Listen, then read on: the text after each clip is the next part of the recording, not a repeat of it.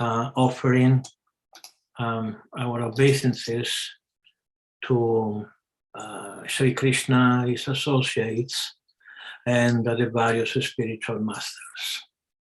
So we are going to recite, as always, Mangala Charana.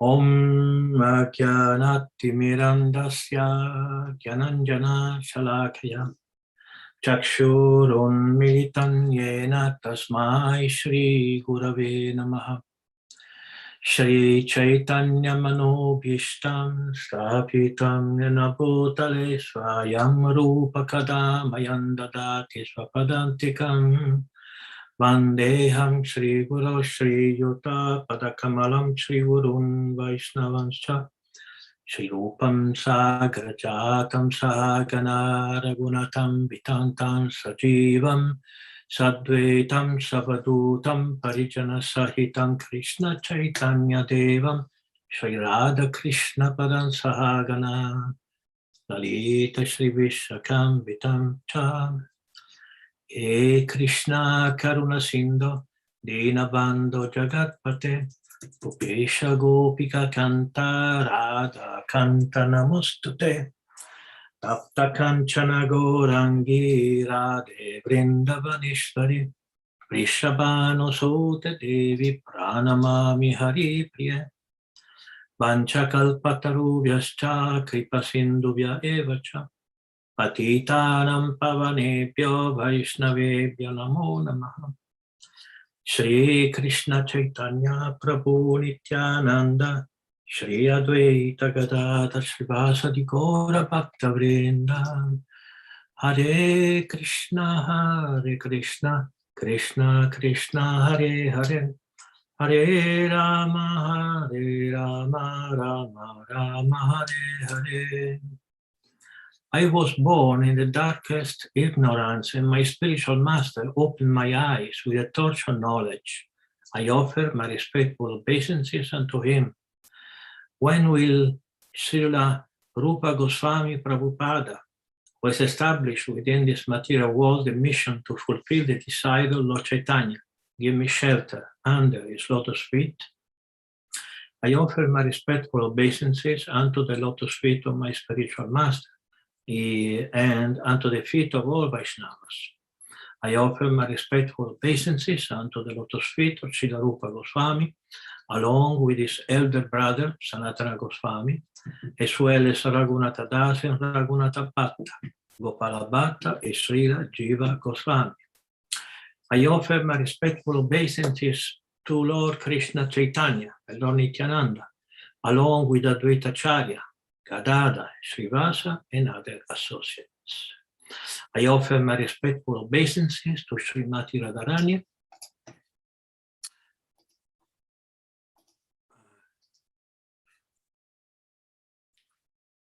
and Sri Krishna, along with their associates, Sri Lalita and Vishaka. Oh, my dear Krishna, you are the friend of the distress and the source of creation. You are the master of the gopis and the lover of Radharani. I offer my respectful obeisances unto you. I offer my respects to Radharani, whose bodily complexion is like molten gold, and who is the queen of Vrindavana. You are the daughter of King Vrishabhanu, and you are very dear to Lord Krishna. I offer my respectful obeisances unto all the Vaishnava devotees of the Lord. They can fulfill the desires of everyone, just like desire trees, and they are full of compassion for the fallen souls. I offer my obeisances to Sri Krishna Chaitanya, Prabhu Nityananda, Shri Advaita, Gadadhar, Srivasa, and all others in the line of devotion. Hare Krishna, Krishna Krishna, Hare Hare, Hare Rama, Rama Rama, Hare Hare. Hare Krishna, Krishna Krishna, Hare Hare. Hare Rama, Rama Rama, Hare Hare. Hare Krishna, Krishna Krishna, Hare Hare. Hare Rama, Rama Rama, Hare Hare. So we arrived at chapter 13. So I'm very much encouraged that we arrived to chapter 13. And I'm very grateful to the devotees who come every week. This is most important. It's more important to maintain than to create. To create is easy. We are all very enthusiastic and we are excited, something new. But then when that something new becomes normal, one person may lose interest. And this is the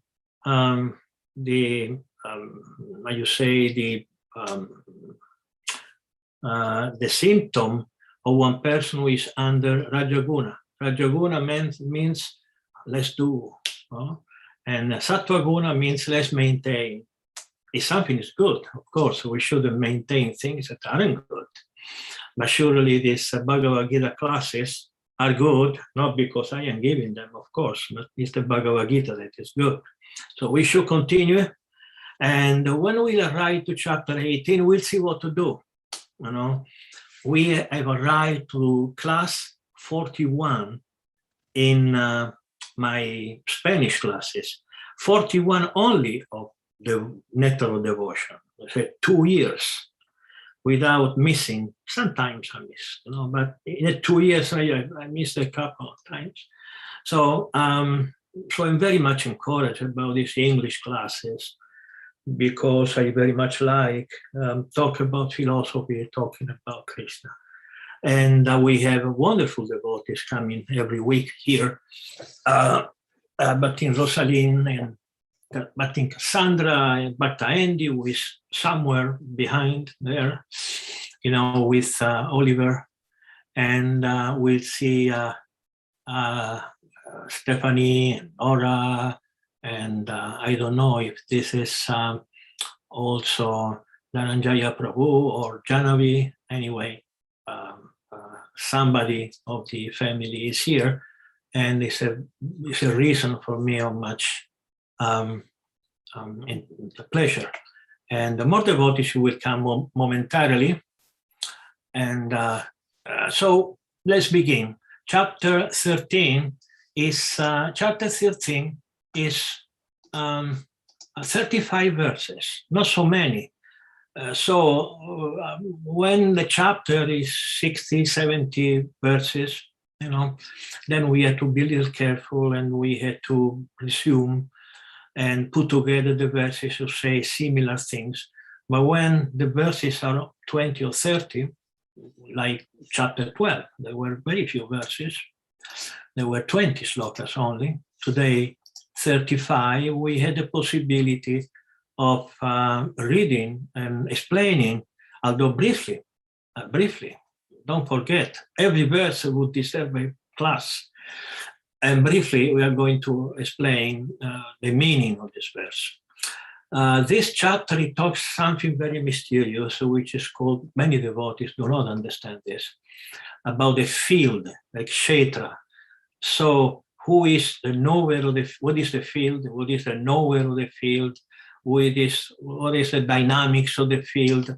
So today we are going to try to explain what the field, what the Kshetra is.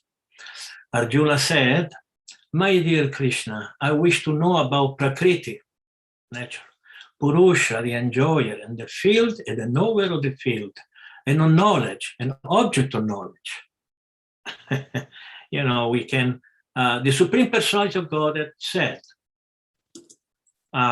so first of all, we can stay 1 or 2 years with this verse and never repeating the same thing.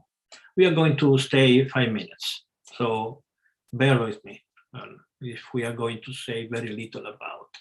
So the Supreme Personality of Godhead said that the body of Sono Kunti is called a field. And one who knows the body is called the knower of the field. So first of all, in this case, the Kshetra is our physical body, and where we live. So we need to know our body, and because we are different from the body. And this we have covered, sufficiently for many lessons. that if we had to know the body, means that we are different from the body, obviously, because it's just obvious. And the knower of the body is the soul, is ourselves. Are we the only knower of the body? Kshetragya. There is the kshetra and there is the kshetragya. So, but in the third verse, Krishna says, no, you're not the only knower of the body. What it means, a knower of the body? Means the one who lives in the body, the one who utilizes this body, you know. So Krishna says, you're not the only one in this body. I am also in this body. And Krishna is telling us that there is two entities inside this body. There is the soul and there is the super soul, which are seated in the heart of the person. In our heart, there is a soul, which at the present moment has no una exact form, is more or less a formless. And there is this Paramatma, the super soul, who is seated in the heart on the side of the soul.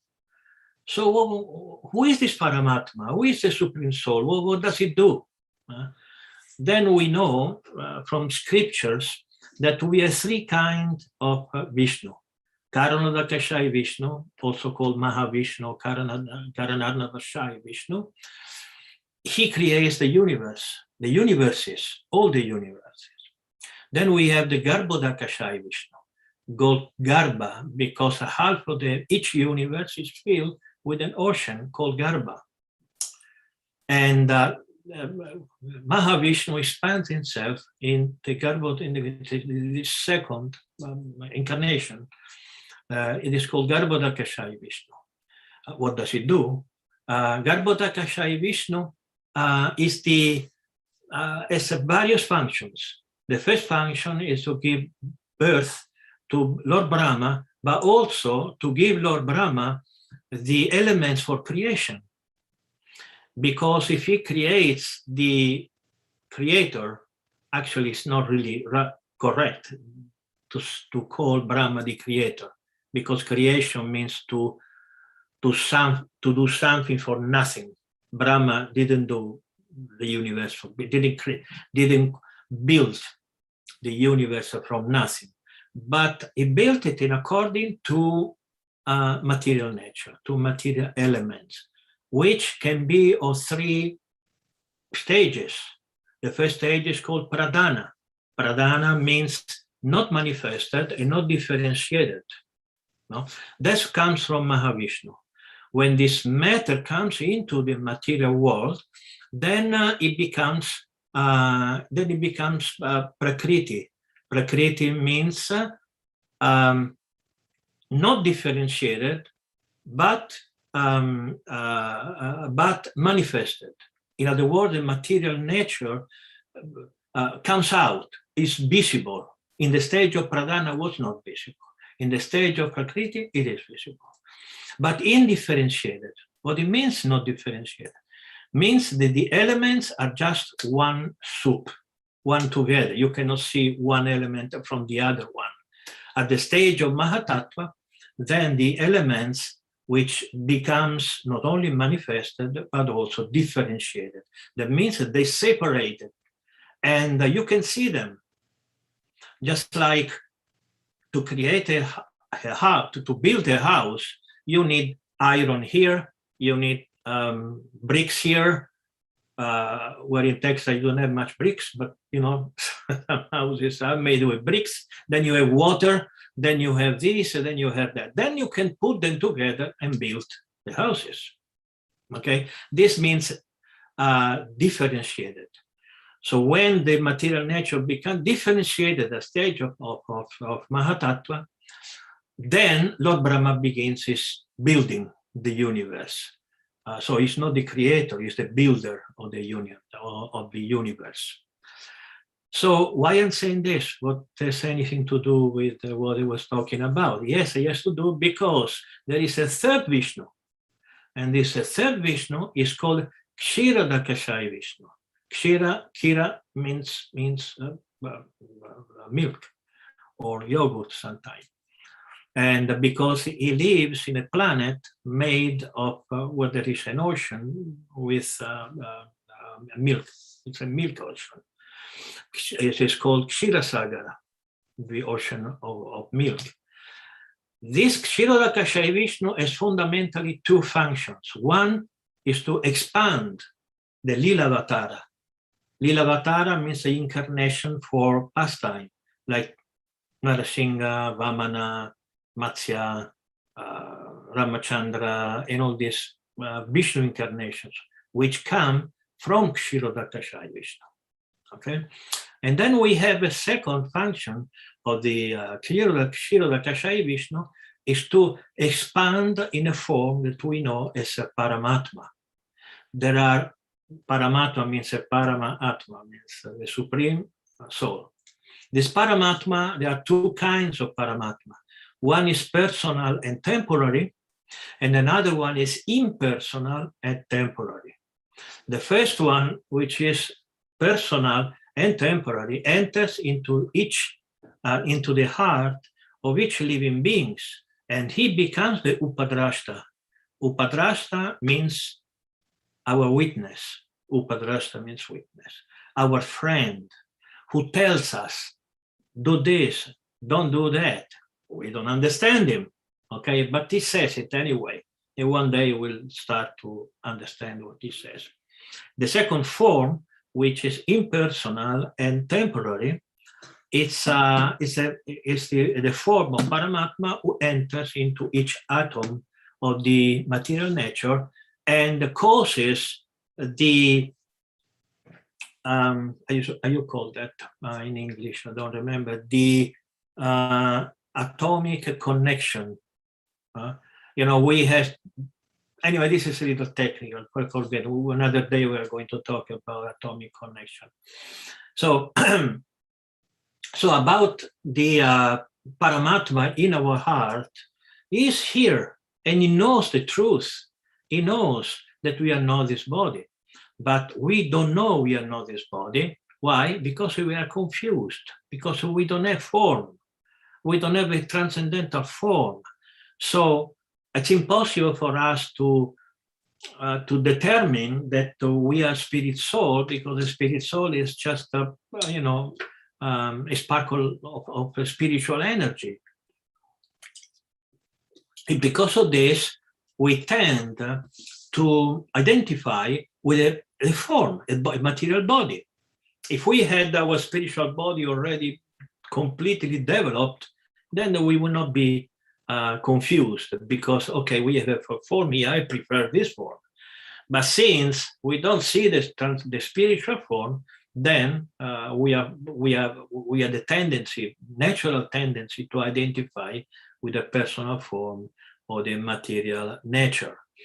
And so we have two knowers of the body. One is the individual soul, who doesn't know very much, and the super soul, who understands a lot. The problem is that he knows, but he has problems communicating with us because we don't understand. So that's why we are confused in this material world, because we don't understand what Paramatma is telling us. Paramatma is telling us, develop your transcendental form. This is false. This is not you. This is, this is something temporary. You are not man. You are no woman, etc., etc. You know all this. And to understand this body, which does not mean to know the body, literally, does not mean that we should know medicine or chemistry, to know the body. We know the body means that we should know who we are and what the body are, what the body is. So knowledge is to understand the difference between ourselves and the material body. This is called jnana. Jnana comes from jnana, means to know. Now, please hear my brief description of this field of activities and how it is constituted, what its changes are, whence it is produced, who the knower of the field of activities and what this influence are. We are going to have a lot of fun today because this is not going to be easy. There's a lot of things to discuss.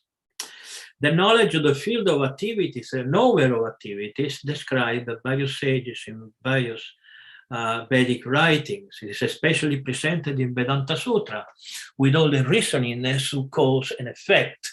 Now, it's a little complicated, and we are trying. So first of all, we have the knower of the body, that we know that is the soul and the super soul. Okay, but who is the guidance? Who is utilizing the body? Is the soul. We utilize the body. And what are we? We are an eternal battery of energy, pumping energy, 24 hours a day. There is no 1 second when the spirit soul does not give energy to this body. And what it means, energy means activity. Activity is called in Sanskrit karma. Karma comes from the verbal root kri, which means to do. We need to do something. Even when we sleep, we do something. We move, we breathe, we dream, we do something, because the spirit soul continues to pump energy, although we don't do much with that capacity. So we need to know what is activity, and we studied activity in the second part of the second chapter, and the whole of the third chapter when we spoke about karma yoga. We are not going to go back talking about karma yoga because it would be too much.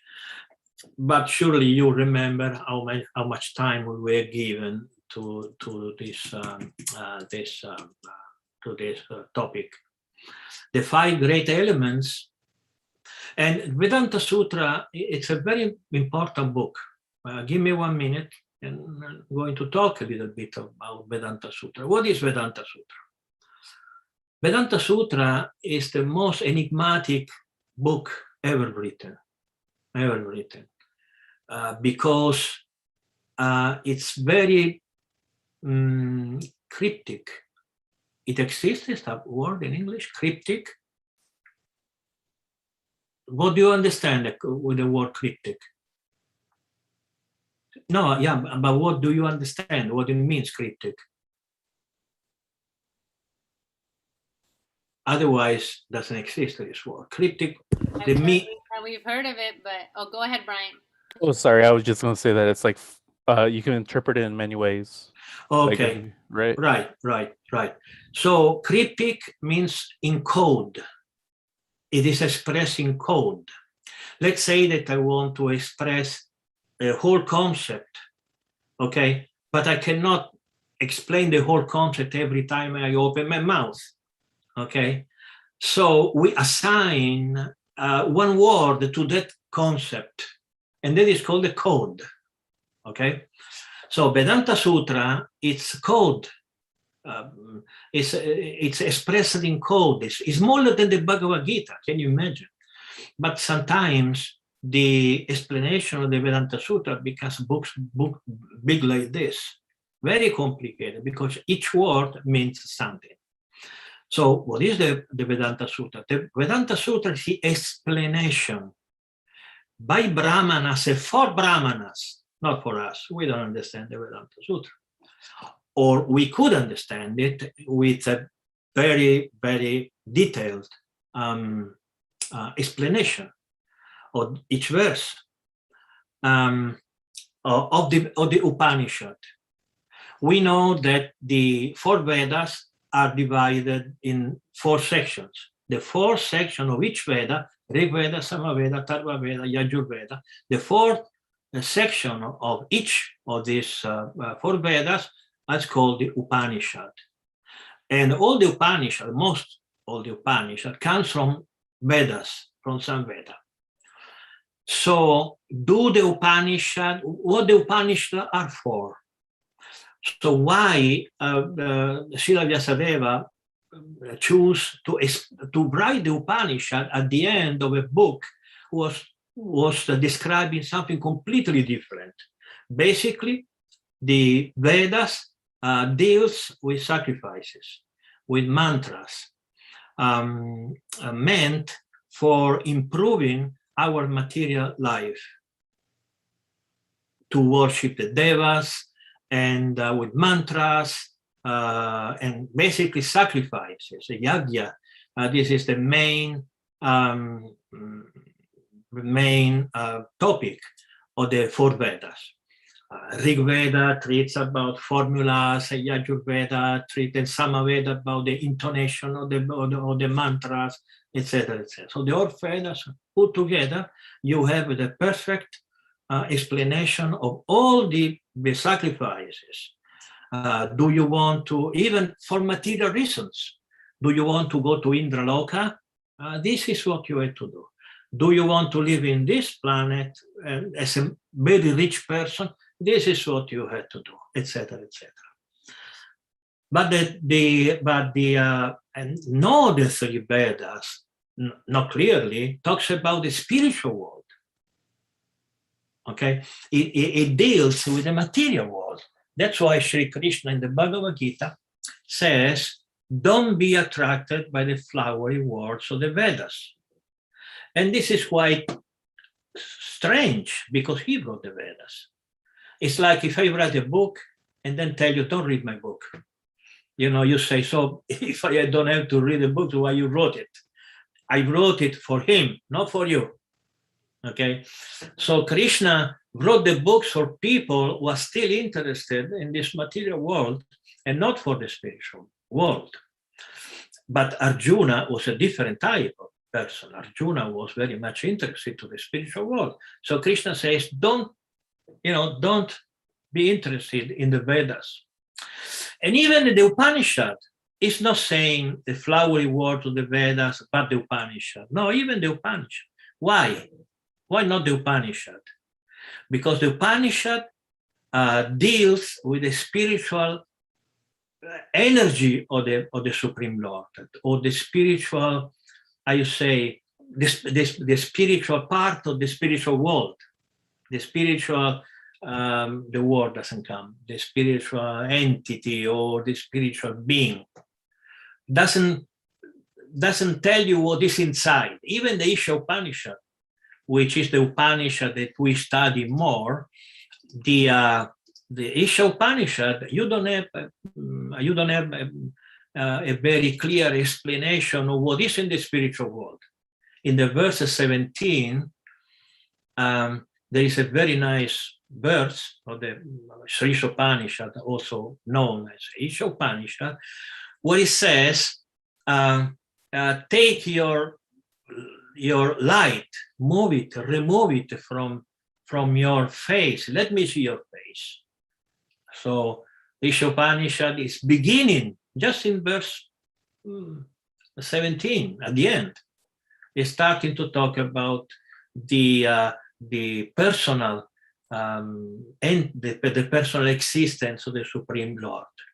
But even in the very personalistic Upanishad, like the Katha Upanishad or Shvetashvatara Upanishad, the idea of what is the spiritual world, what the planets, who lives here, who lives there, is not clear.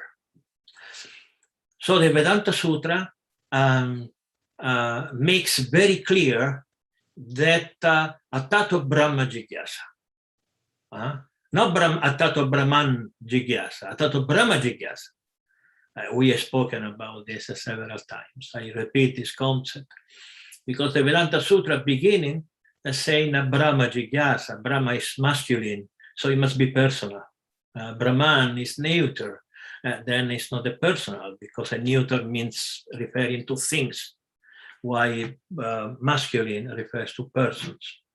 So the Vedanta Sutra makes very clear to those who can understand the very cryptic or very codified way of expression that the Supreme Personality, the Supreme Entity is a person and not.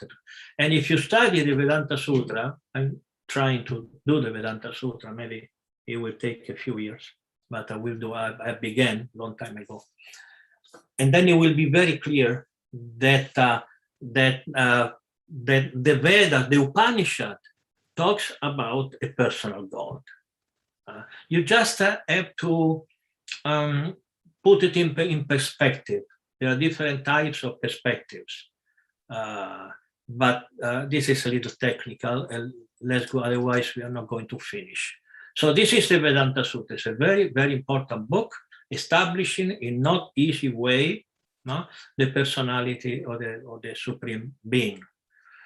So now the Bhagavad-Gita is telling us how this material world is made.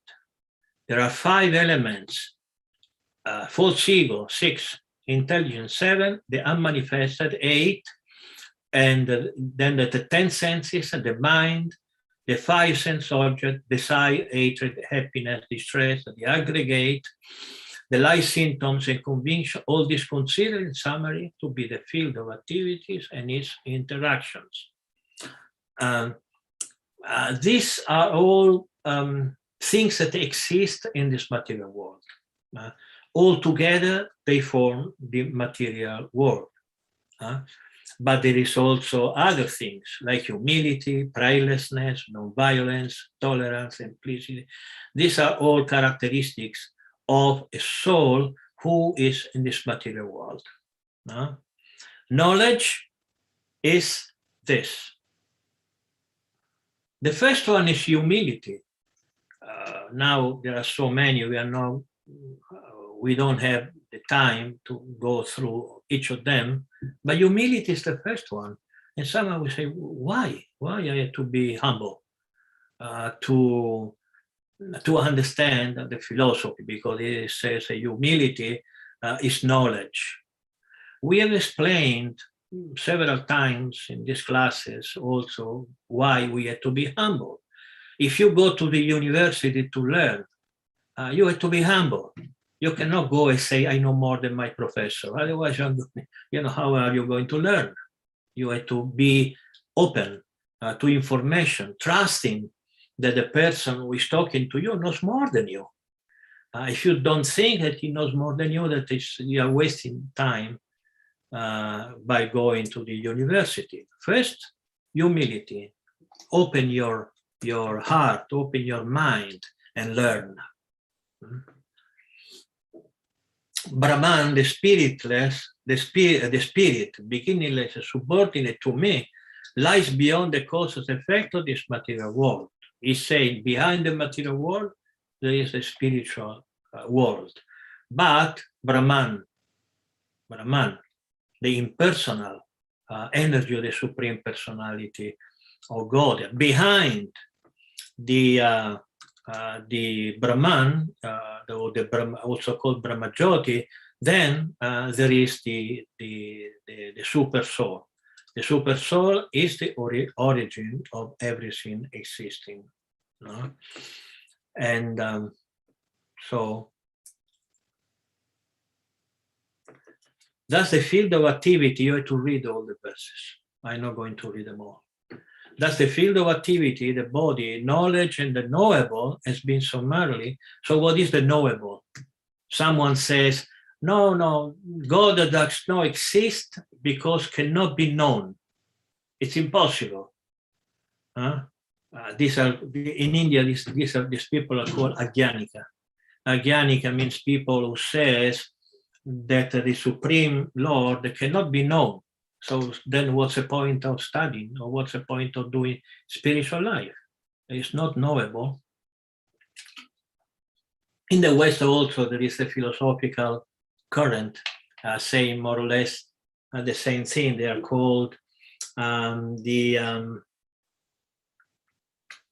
you call it, somebody who says that doesn't trust anything, doesn't not believe in anything.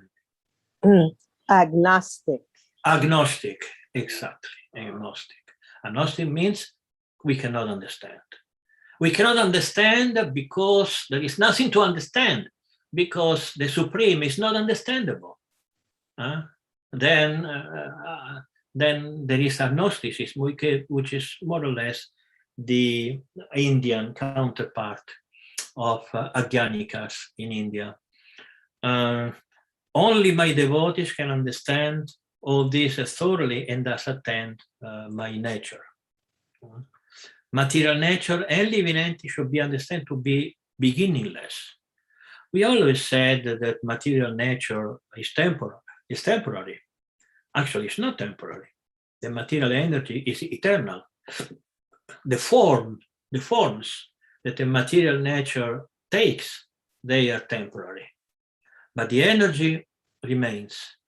Everything existing it goes back to the state of formlessness, and then they become something else. But the material energy, as much as the spiritual energy, is eternal. The difference between spirit and matter is that the forms that the matter takes are temporary, the forms that the spiritual energy takes are eternal. So this is a big difference, because we cannot deal with an energy that gives us something and then it takes it away. We become attached to something and poof, it goes away. You don't have any more. Why? Because it's temporary. The cause of all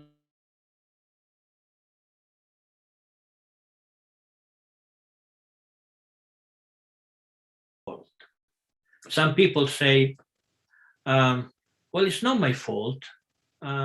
Why this material world is so bad? It's not my fault. It's the material nature. Why should I pay the karma of doing something that is not in my power to control? Okay, if I put you in a situation, and this situation is difficult, who is guilty? I am guilty because I put you in this situation. Okay, so the material nature is bad, so the material nature should be guilty of my bad actions, or God, who has created me in such a way that I can do mistakes, and the material nature which is bad. But here Bhagavad-Gita, he says something different. No, you are responsible, because the material nature is just a tool. If you have an accident with your car, it's you driving the car. Okay, it's the car who goes against a wall or something, but you were driving it. You had the power to avoid it. Okay, so the living entity is the origin of all our activities, because everything happening comes from the desire of the living soul. We are going to dedicate some time to the three modes of material nature some other time.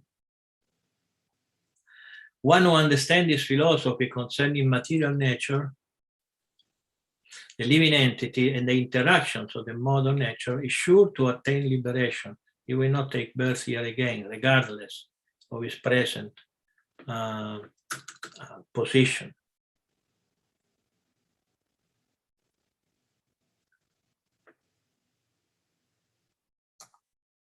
Okay, so so there is here an important concept saying that the living entity, although the living entity is situated in a specific place in the body, which is more or less in the heart, but its energy is diffused, is spread all over the body, just like the sun. The sun is in a specific place, but we can enjoy its rays even here in this planet, which is very, very far. So even us, we are not supreme, we also have the personal aspect and the impersonal aspect. Impersonal aspect is consciousness. Consciousness is the natural characteristic of the soul, and we have consciousness all over the body. So much so that we don't need to hit a person in the heart to hurt him, but we can do it in any part of the body, because consciousness is also in the finger. If I pitch my finger, I feel it. Just like if I pitch my feet, I feel it. I pitch my knee, I feel it. Everywhere consciousness is present. So we can, we have the energy of the spirit soul, our energy spread all over the body. So to conclude, those who have eyes of knowledge, those who see with eyes of knowledge, difference between the body and the knower of the body, and can also understand the process of liberation from bondage in material nature, attain the supreme goal. So this is the 13th chapter of the Bhagavad-Gita, when we have learned that in this body there are two knowers. One is us, the other one is a super soul. So why did I say that the super soul is temporary? It's temporary because when we get liberation, our super soul, our friend in the heart, it goes back to Kshirodakashaya Vishnu. And also the super soul in the material nature, who keeps the atom close in different ways to generate solid, liquid, or of airy creation. Then also, when everything goes back to Mahavishnu, then also that Paramatma goes back to the Kshirodakashaya Vishnu. All right, so I think that we have learned also that we are not the super soul. The super soul is a different entity. We know the material nature, how it is formed. I can dedicate some more time to explain a little better how the creation takes place, but it's not something that I can do inside the chapter. It takes some more time, dividing from different types of elements and how they comes out, and how each gross entity gives birth to the subtle, just like we have the physical senses, then we have the subtle senses. The subtle senses is for instance, we have the eyes and we have the sense of seeing. There are two different things, one is gross and the other one, and then we have the sense objects, like form. Our eyes perceive forms, and this is a different, totally different element. Well, I think that more or less the 13th chapter is over, and I hope that there are a lot of questions, because it's just 45 minutes and it's finished. Maybe I rushed a little bit too much. So this time you had to at least 2 or 3 questions each.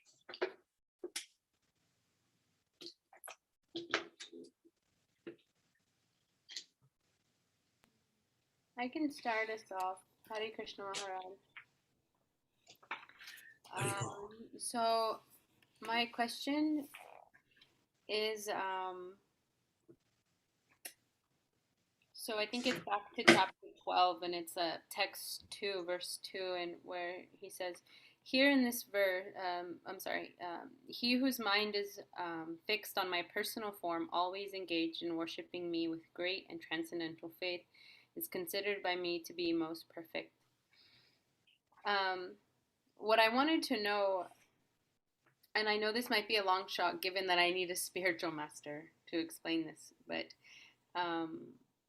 how do we actually fix our minds on Krishna's form? Because I've also I've heard that we have to meditate on his lotus feet or fix our mind there.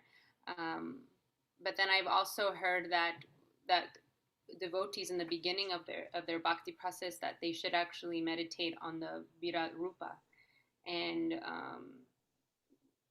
so I'm a little confused on what we should do. And I know with the spiritual master, I'd probably have a better understanding of where I am and where I need to meditate on. But just wanted to hear your answer on this one. Well, you mentioned a few words, a lot of things.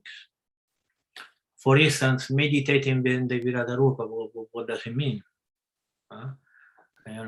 Meditating in the Virata Rupa means that you study the Bhagavad-Gita, and in the Bhagavad-Gita it is said that I am the sky, just to make an example. So when you walk in the street, you look at the sky and say, oh, this is Krishna, because Bhagavad-Gita said. Or, or bodies of water, I am the ocean, and you look at the ocean and you say, oh, this is Krishna, this is the Virata Rupa. Well, it doesn't mean that we have to meditate on Krishna, doing so many things. This is not what we should meditate upon. So meditation is not an easy topic, because it depends very much on who we are at the present moment. At the present moment, there could be someone who is totally unable to meditate. Just like when we chant our rounds, most of us, not all of us, but most of us, we cannot stay concentrated on the names for more than 20 seconds or 30 seconds, because our mind goes somewhere else. We cannot control it,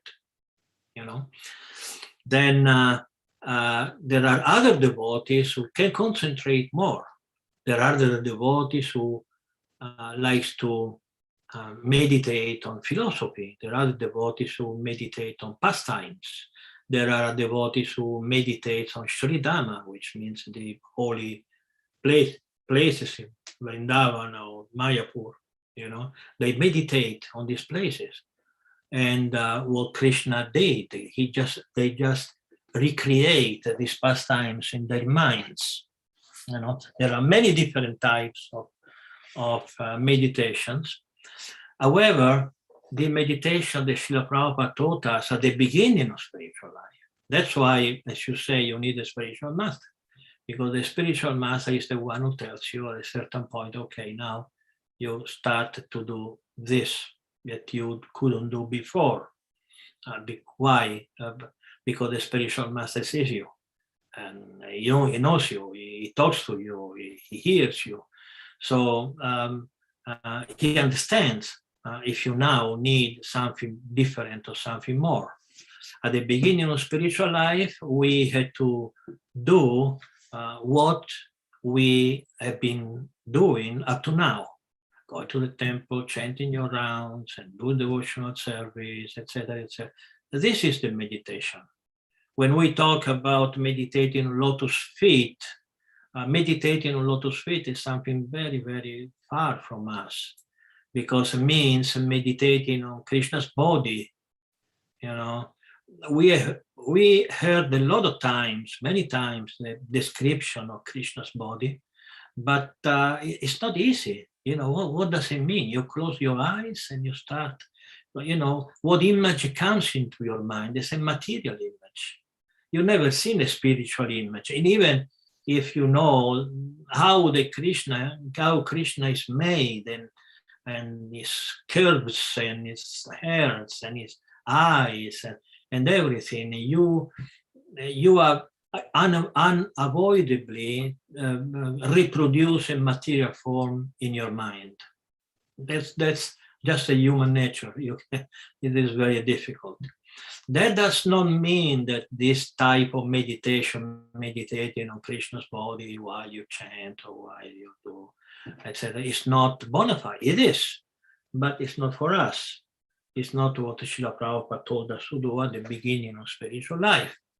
Again, Some of our maybe not at the beginning of spiritual life, but if we do, then this is what we had to follow the process he gave us. And the process that we gave us, it works. I guarantee you, it works. You go to the temple, you chant your rounds, you do service, you preach, you study the philosophy, you make a lot of questions, and you take care of your wonderful husband, a wonderful son, etc., etc. You do the deities, and you sure, I don't know, but probably you have an altar in your house, etc., etc. And this is the beginning of the process. Then, when time go by, you will see that slowly but slowly there will be some differences. Okay, so this is then the process until we are basically initiated, and then from there, even moving forward, the spiritual master will tell us like when we're ready to meditate on this or that, basically. You need a spiritual master to tell you what to do and what not to do. That's our philosophy. You cannot go around that. There's no doubt. But sometimes even after initiation, things do not change much, you know. And because we know a lot of initiated devotees who are exactly like before. Initiation means to initiate, to start. Unfortunately, there are devotees who take initiation and they don't change anything in their lives. Again, this is material human nature, you know. Nobody should feel guilty because, oh, I took initiation, I had so many good intention to change, and after 1 month or 2 months, I just can't do anything better. I go back to before. That's human nature. Everyone knows it. Krishna knows it. Guru knows.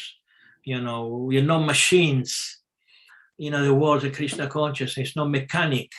It's not that that you must do something after the initiation and that what will happen. It may not happen anything for 20 years or 30 years. You will see after 30 years, you think, I didn't do any advancement. Actually, you do. You have made the advancement. So you are so advanced that you don't see any advancement because advanced devotees, they are humble. So can you imagine advanced devotees say, oh, I made a lot of advancement and now I am so advanced. If he says or things like that, means it's not advanced at all. It's actually worse than before. No advanced devotee will tell you I'm advanced.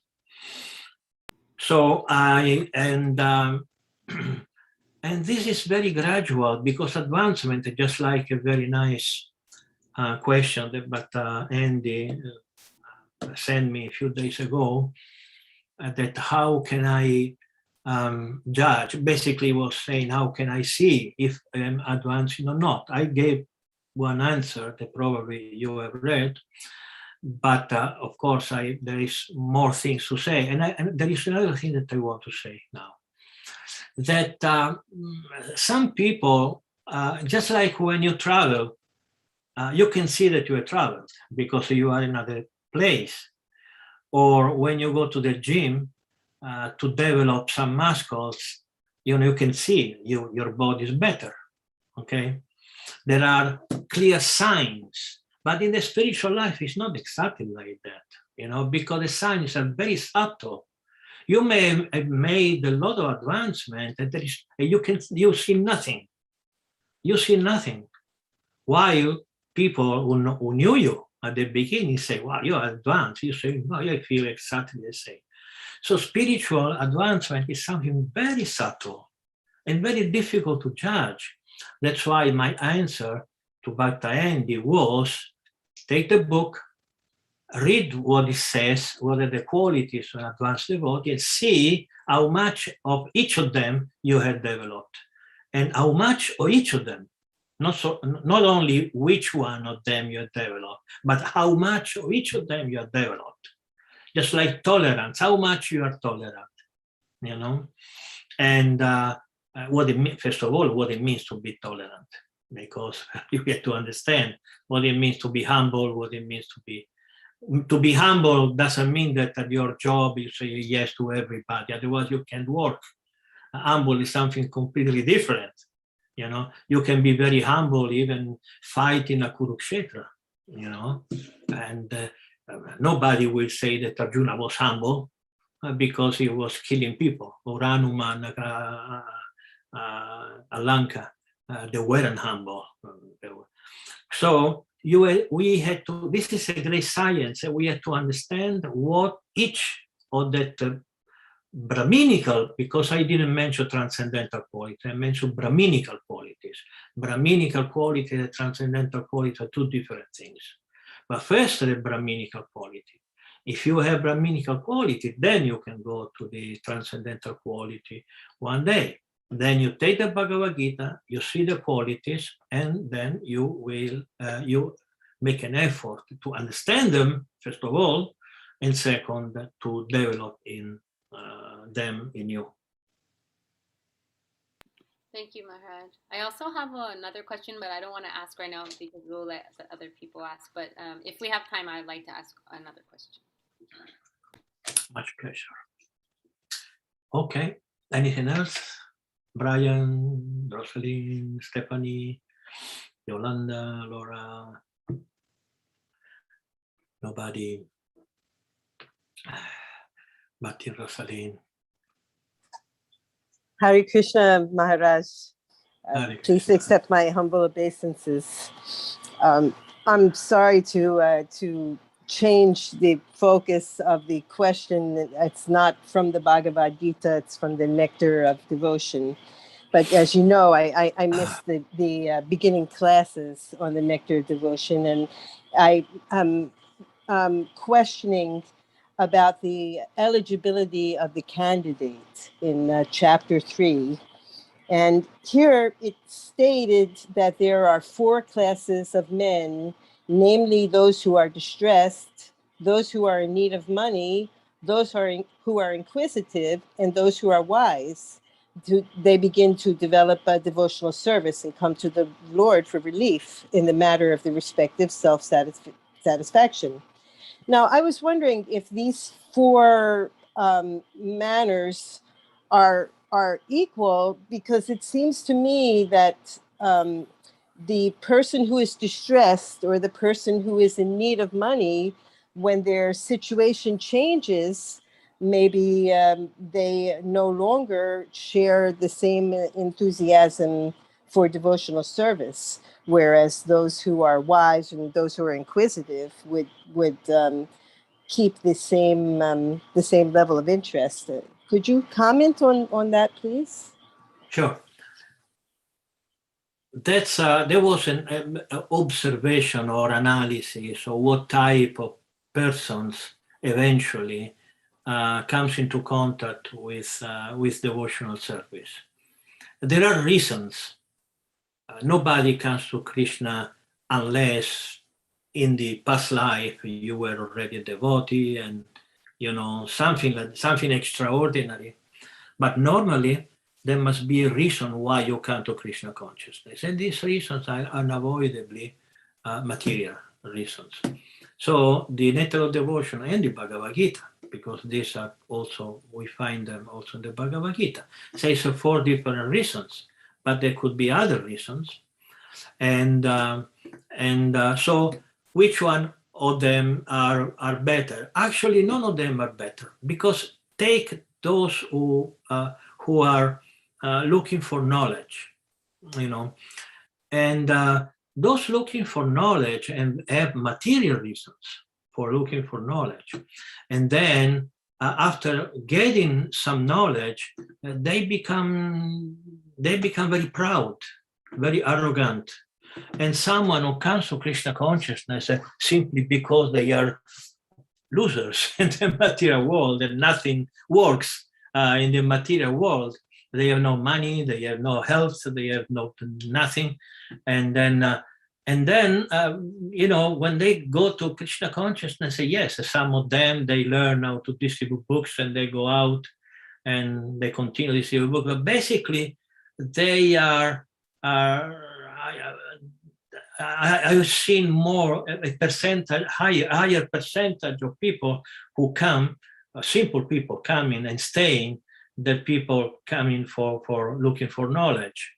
I remember one devotee, a disciple of Srila Prabhupada, was very knowledgeable. He knew Sanskrit but he was so envious of Srila Prabhupada, and Prabhupada called him a snake. My disciple. He was a disciple. He said he's a black snake because he was black, and he called, I don't say the name, no, as the snake, because he came, he developed some more knowledge that he had. He developed a field, because many people come to Krishna consciousness because they have in the material world, nothing works. So there is a new field for them to become somebody, a president of the GBC or a guru or a sannyasi. In the material world, there have been nobody, So Srila Prabhupada created a new field. And some people can say, okay, here I can be president, I could never be the president in the society, so president of anything. So here I can be the president or a temple president of a group, president of this, or I can be director of this or director of that. So all these material reasons are very clear, and you can see them if you have the minimum experience. You see this very clearly, these motivations. But actually, at the end of the day, doesn't really matter why you came in Krishna consciousness, but the better is the one who gets better in time. Okay, so again, doesn't matter why you came. What is better that you came, and after a while you purify your reasons, and you see the beauty of Krishna consciousness, and you say, oh, my material desires for coming here were useless, were just nothing. And now I got this diamond, this incredible gem, Krishna consciousness. And slowly but slowly, we become more interested in being a devotee than being a president or director or a big man or this like that, This being a devotee is much better, much more glorious, because at the end of you cannot tell Yamaraj, but I am a president. Yamaraj says, you are a nobody. You are a nobody. But those who say I'm a devotee, humble devotee, Yamaraj will respect you, because this is Krishna consciousness. And everything we do, it should be a service. We should serve people by being this and that, and titles only matters because people do not understand. People will not respect you because they can see your qualities. So title, in our movement, we give titles to the people. Okay, he is a president, he is a guru, he is this, he is that, because people don't understand. They think that with a title, you automatically become better. You are the same, 5 minutes before the title, and 5 minutes after, you are the same person. With the title, everybody respects you. Without the title, nobody respects you. Because this is the general people are like that. Thank you, Maharaj. I suppose it doesn't matter what our motivation is as long as we stay. Thank you. Yes. In time, it will go away. The material motivation, it will go away, because Krishna consciousness works.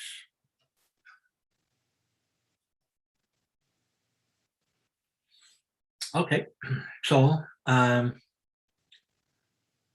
it seems that there is nobody else, and we go back to Cassandra, and then if there is nothing else, we just close. Hare Krishna Maharaj. So this is not pertaining to what we read, but this is more about if a devotee decides to ask for initiation from a spiritual master, I read that he has to at least have a 1-year observation period, at least. So if you can explain to me what that observation period entails, because we have, imperfect senses, and we can easily go into, criticizing the spiritual master, which is an offense. So how do we keep safe during this observation period? What should we do, like practical things? Is it appropriate to speak to his disciples? Is it appropriate to speak to advanced devotees who he associates with? Just wanting to know. And is it also appropriate to ask him personal questions? So just if you can give us some of that. In ISKCON, we have general rules. General means general, not specific. Depends very much from spiritual masters. There are spiritual masters who makes you wait 5, 6, 7 years. There are spiritual masters who tells you, no, I will not initiate. So everything is very much subjective. And 1 year, 1 year to be initiated. In other words, you choose your spiritual master, and then you have 1 year to be actually initiated. But before asking a spiritual master, what should you do? Who is your spiritual master? What type of spiritual master you should choose? Because you should never choose a spiritual master because it's Indian, or it's old, or because it's black, or because it's white, or because he lives in San Antonio, because he lives on the other part of the world, so it doesn't bother you too much, or all this kind of. I always tell this story because I will never be able to forget this devotee. Who heard this story? I told the story one time of a devotee who took initiation from his Indian spiritual master, not the ISKCON spiritual master, no. And he was my friend. I've been preaching to him for years. Then at the end he took initiation, and one day he told me, "Look, I took initiation from him because he will never talk to me. He doesn't speak Italian. I don't speak English. He never comes. He's old. He will die soon, so he will not tell me anything to do." Of course, it was a little bit of a joke, but you shouldn't say these things even for joke, because it is something very, very serious. And actually did choose a spiritual master because he knew that spiritual master would never be able to tell him anything. Anyway, coming to us for a more serious conversation, the spiritual the choice of the spiritual master is the most important choice of anyone's life. In our case, it was very easy. We had one guru that it couldn't be wrong. So all of us, we took initiation from the same spiritual master, while you have a great plethora of spiritual masters. You have around 70 spiritual masters in ISKCON. Very different in nature, very different in place, very different. So what kind of spiritual master shouldn't be on material elements? Just a second, excuse me.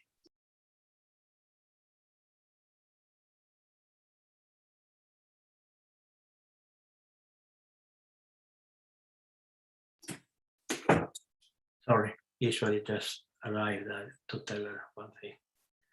Okay, shouldn't be for material reasons. Taking again the half a joke of my friend, it's all this. That should be basically funded of understanding of what is a spiritual master. Shouldn't be for physical reasons. Somebody chooses a spiritual master because he looks like a spiritual master. There are spiritual masters who are short, a little chubby, they joke, and others are very tall, very old, they never joke, they're very simple. So this looks like a spiritual master.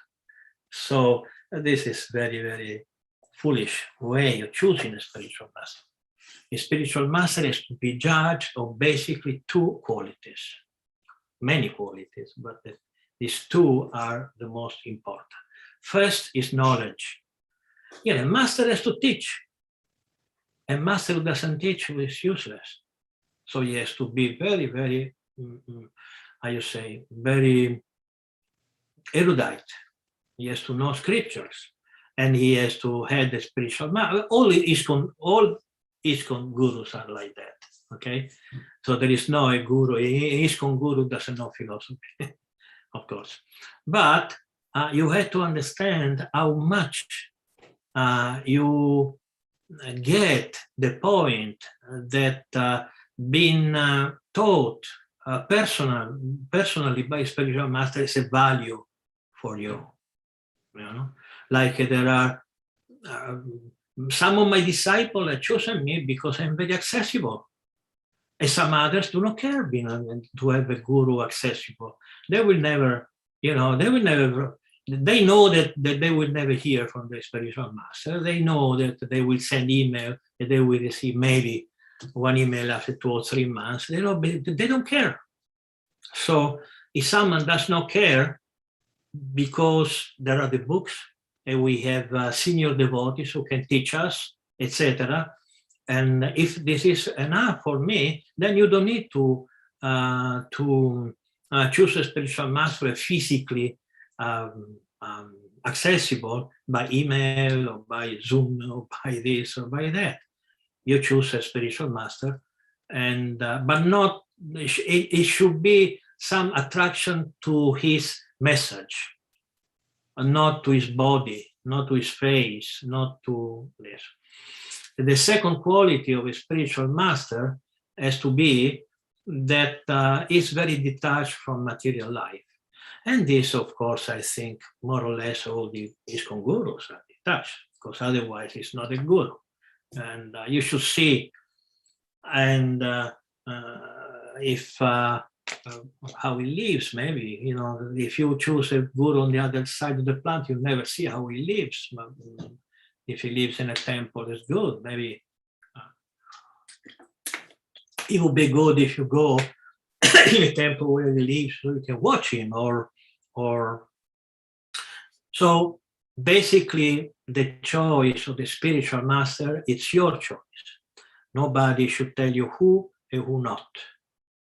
This is very, very, very important. It's also an ISKCON law, or maybe not law, it's a rule, that nobody should canvass anyone, take initiation from him or from me or from. This is totally prohibited. Nor I understand how a guru can say to anybody, take initiation from me. The guru has no interest in having disciples. A guru knows a disciple means a lot of work, a lot of responsibility. It's not a pleasure to have disciples. So the interest of taking initiation is not from the guru, it's from the disciple. I personally, I think that I pushed maybe 1 or 2 of my disciples to take initiation from me, because they wanted to take initiation from me, but to take initiation, because they didn't even, they were a little reticent. This is an English word. They didn't know, they were afraid, maybe I'm qualified, maybe I'm not qualified, I will give you my karma, all these things.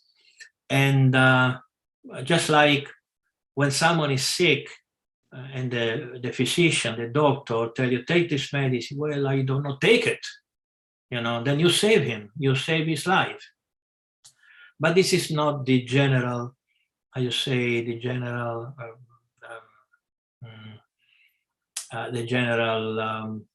doesn't come. General approach. The general approach. You should let the disciple to choose. They had to choose you, not vice versa. You don't choose the disciple. For a spiritual master, everybody is his disciple. The only difference, he has to choose you. He has to ask you. It comes to the point, and said, Guru Maharaj, please give me initiation. That's it. And you say yes or no. You can say no. also. I said no to a couple of devotees. And then when the disciple starts, ask you to take initiation, then if the spiritual master does not know this disciple, then he says, well, okay, I accept you, but let's have some time, Or if he knows the disciple very well, he said, yes. One time I said to one of my disciples, I'm proud to have you as my disciple because he's so good. He's so pure, he's so intelligent that I was very happy to have him as my disciple. But this is also rare. So when somebody asks you to take initiation, then the guru, the guru's choice, when he should take initiation. Also, Maharaj, is it a smart thing an intelligent thing to think of one's own weaknesses and strengths and think, like considering that when choosing a spiritual master? Say it again, I didn't understand. Like, is it an intelligent thing to do is to look at one's own weaknesses and one's own strengths before choosing a spiritual master? Because what I'm a little confused about is, I know the spiritual master is basically has to be knowledgeable and qualified, has to come from a bona fide lineage. But is that really the only two? Like, is that really kind of just what I'm getting from you is that, no, you have to really resonate with his message, which I have another question on that. But what I'm trying to say is, there's a lot of focus on the guru, but can we shine the light on the disciple and say, can we look at our weaknesses and our strengths, and then look at the guru? Because there's a lot of, I guess I'll use myself an example. There's some gurus, spiritual masters right now who are so nice, who are just, you hear a lecture from them, and you are just, it feels like you're getting 1,000 hugs from 1,000 mothers, and I feel warm, and I feel like any desire to read. I just want to look at them and hear what they're saying, but there's no push. Whereas I'm listening to other spiritual masters or other other gurus, and their message is stronger. It's like, get up and read, or get up and do something, and for me that helps me act in a more disciplined way. So what I'm realizing is that I guess I don't want to be talking too much, but if you kind of understand what I'm saying, is that the more you talk, the more I understand. Don't worry, we have time.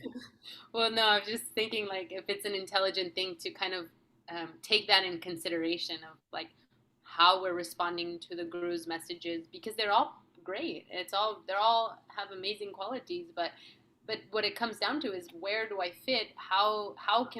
Who is really gonna push me? I need to know my weaknesses. I need to know what kind of push I'm gonna need, and from where, and so for me, sometimes the choosing of a spiritual master, it doesn't feel like a fun job. It doesn't feel like you're going and choosing a car because you're gonna drive and enjoy. You're choosing a spiritual master who's really gonna give you what you need, and it's not always gonna taste so nice. You know what I mean? So I guess I'm just I can go on and on about this, but if you can give me a little bit on all this is very subtle. It's difficult to give a precise answer, because we are entering into the world of emotions, of personal human emotions, and there is nothing you can say about that, because it's human emotions. You cannot say you should have this emotion. No, you should not. You should choose, and this other emotion is more important than the other, because it doesn't work. Emotions are emotions, and every one of us gives more importance to certain things and less important to others. When we become a devotee, I've seen it the whole of my life. There are devotees who enter and they are fascinated by chanting. Another one are fascinated by prasadam, another fascinated by service, another one is fascinated by the books, and one you can tell these devotees, no, chanting is more important than the books. If we look at it, okay, it may be more important, like more books, because it's we are persons. So about your personal emotions, there's nothing I can say. What I can say is that always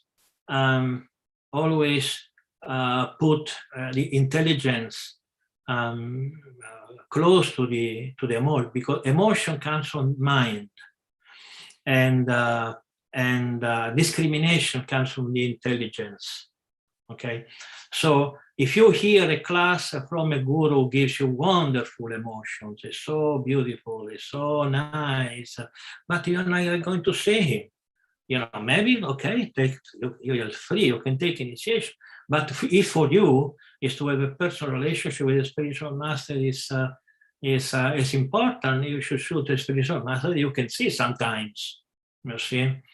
And again, maybe someone does not care, is my spiritual master is enough, my picture on the altar, and I hear his classes, and that's all. And that's your choice. Nobody can say yes or no. Okay, thank you, Maharaj.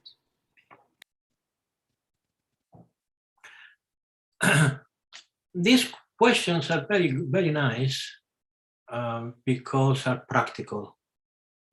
It refers to the day-to-day life of our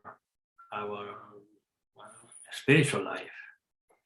And I like very much when somebody makes these practical questions, so that we can go from very abstract philosophy, that sometimes our philosophy has the tendency to become a little abstract, to the practical philosophy, And there is no doubt that the choice of a spiritual master is the main one, is surely the main one. Of course, in our movement, it might be it's still the main one, but we should never forget that we have Prabhupada books and we have Prabhupada classes, and we have, and you have, it's not that once we take a guru, everything else disappears, and all Prabhupada books disappear, and all Prabhupada classes disappear, all other gurus disappear, all other devotees whom I love so much disappear, and I'm alone with this man talking to me 24 hours a day. It's not like that, The guru is like a lighthouse, lighthouse. You are on a boat and you are in the middle in the night, and on a boat you don't see where are the rocks, etc. Then you know that there is a lighthouse there. Maybe you don't go there every day. You don't go. Maybe you don't need to go. Surely you don't need to go to the guru every day. But when you hear something and something else, A, B, another one say C and D, etc., you know that you are going to get the right answer from your lighthouse. This is what the guru is. Just like we read a lot of books of philosophy, but we know at the end who is going to give us the complete conclusion that we accept blindly. Yes, blindly. We accept Srila Prabhupada blindly, not because blindly without studying it. Blindly means if this great personality says A and Prabhupada says B, for us it's B. And this is what the guru should be.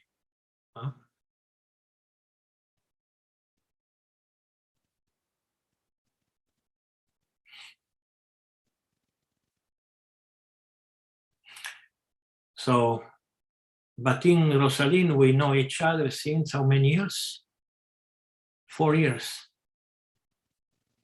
Something like that, Yes, 4 years. 4 years. And I'm still questioning my motivations, which is why I brought up that question today, because always we wonder, am I here for the right reasons? And we try to make excuses that this reason can't possibly be right.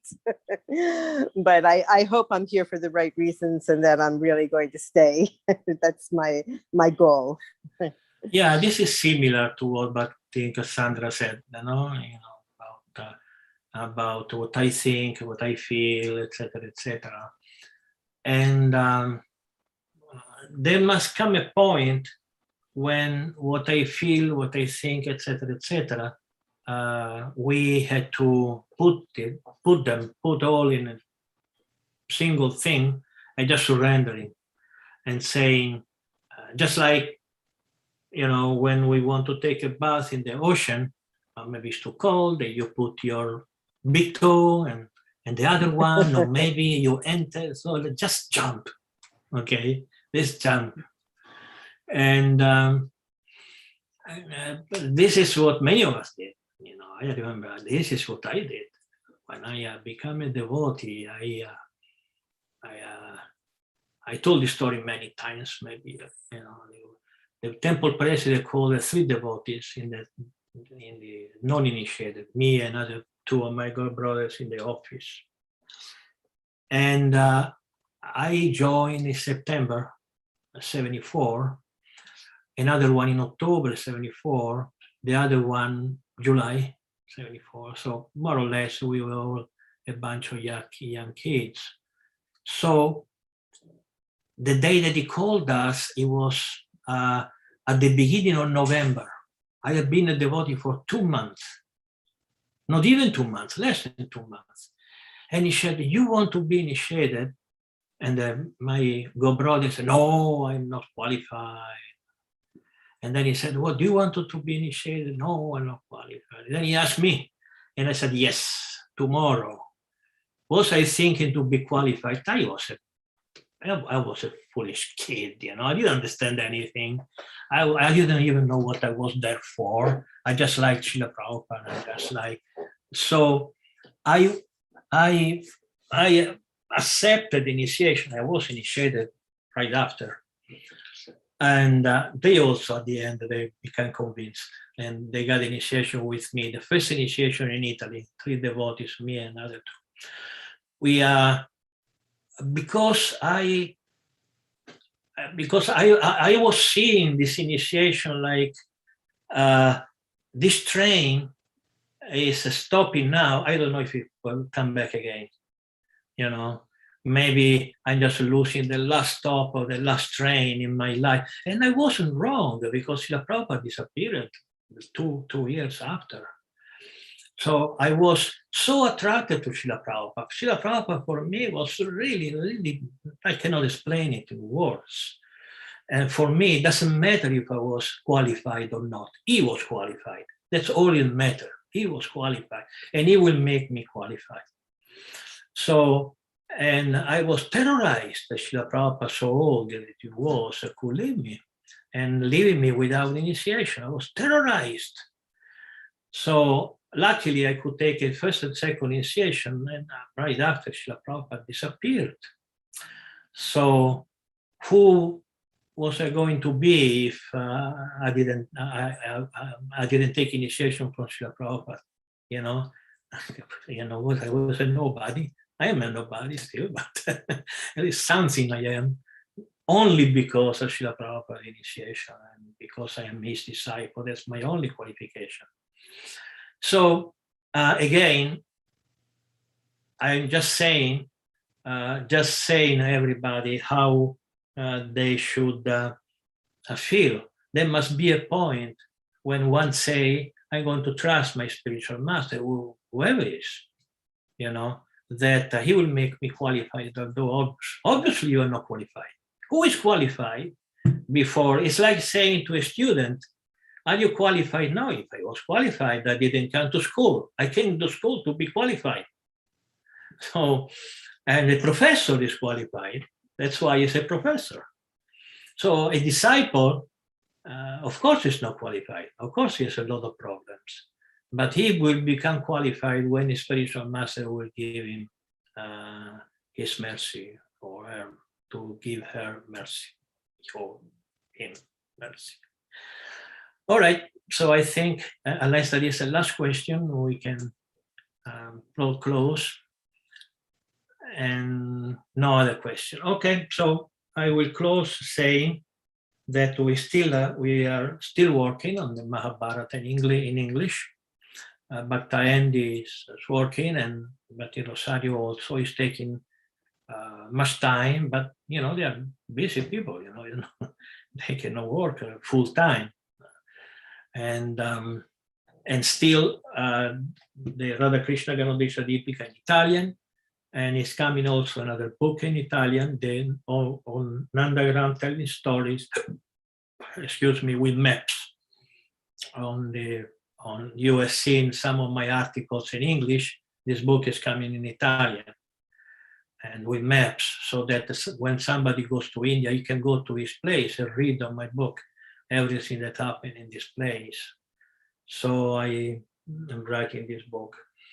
And of course, the Vedanta Sutra. And I had a problem with languages, and that's why I am starting to do some revolution in my way of writing books. First of all, the Mahabharata with the glossary, and then with the languages. I want to print books in paper. But I cannot print a book in paper, books written by others, I had to change the text, I had to revolutionize, and I can't do this because I read so much in English that it's difficult for me to say the same thing in a different way, because in our philosophy, in our culture, there is a very pre-built way of saying things. So I have a lot of difficulty saying things in other ways. So I thought that maybe if I will write it in Italian, then it changes. There is no diritti d'autore. How you say that in English?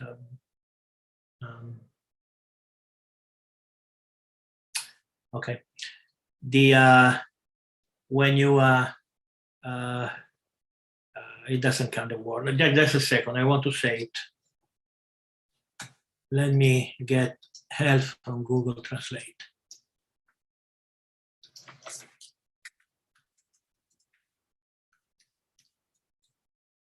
Copyrights.